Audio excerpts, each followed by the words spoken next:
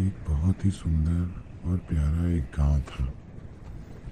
उस गांव में सोहन नाम का एक गरीब व्यक्ति रहता था। वो अपनी पत्नी और उसके दो बच्चे उसके साथ साथ रहते थे। एक दिन सोहन और उसकी पत्नी गांव में चल रही बात चुड़ैल की बात को बता रहे थे। तभी उसके दोनों बच्चे चुड़ैल की बातों को सुन लेते हैं और फिर माता पिता के चले जाने के बाद रीना अपने भाई के पास आती है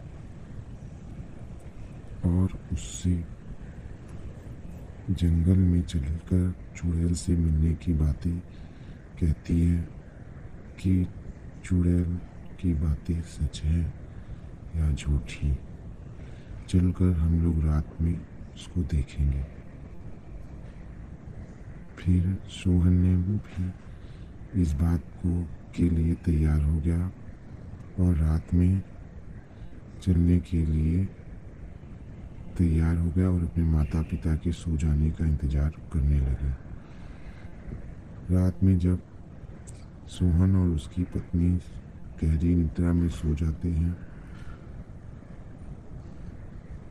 तब उनके दोनों बच्चे रात के समय पर जंगल में निकल जाते हैं। काली और सुनसान रात में वो दोनों जंगल में जाते हैं।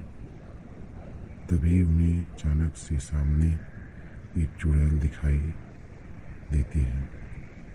वो दोनों बहुत डर जाते हैं और चुड़ैल के पास जाकर बोलते हैं कि मुझसे गलती हो गई जो मैं यहाँ आ गया।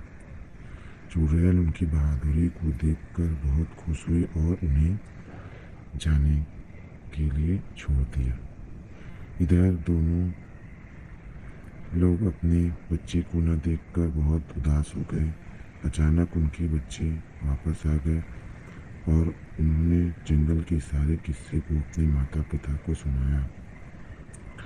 उसके बाद फिर आगे कभी बात न मानने की इच्छा कि आपस में दोनों परिवार सुखी से रहने लगे।